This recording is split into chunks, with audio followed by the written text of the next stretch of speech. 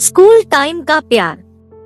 School से आकर पूरे घर में उधम मचाना मेरा रोज का काम था। कभी घर में अमरूद के पेड़ पर चढ़ जाना तो कभी छत पर फ्रेंड्स के साथ गप्पे मारना। सब कुछ ऐसे ही चल रहा था। एक दिन पड़ोस में रहने वाली मासी के घर नया चेहरा नजर आया। वो गोरी रंगत में घुला हुआ गुलाबी रंग, उसकी छोटी छोटी आंखें मगर जैसे कुछ कहना चाह रही हो। वह मेरी मासी के ससुराल से आया था। पता चला कि वह यहाँ पढ़ाई करने के लिए आया है और 10वीं का एग्जाम दे रहा था। अब तक मेरा रूटीन भी बदल गया। स्कूल से आने के बाद अब मैं खेलती नहीं थी। वो लड़का हर वक्त पढ़ाई करता था।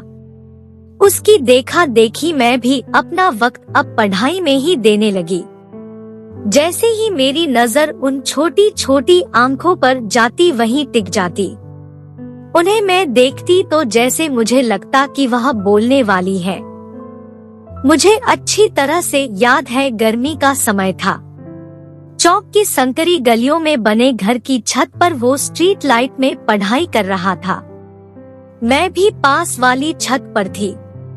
मेरे हाथ में किताब थी, लेकिन मेरी नजरें बार बार दूधिया रोशनी में चमकते हुए उस चेहरे की ओर ही जा रही थी। लेकिन वो बस जैसे उस किताब में खुद को खो देना चाह रहा था। अब तो रोज बस यही सब था और कितने दिन ऐसे ही चलता रहा।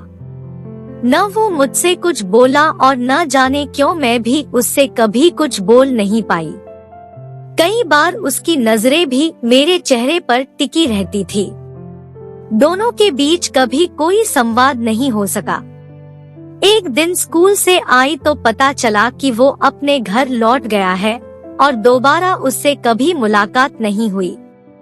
मेरी शादी हो चुकी है, लेकिन स्ट्रीट लाइट की दूधिया रोशनी में जब भी अकेली होती हूँ वो घुंघराले बालों वाला चेहरा न जाने क्यों याद आता है।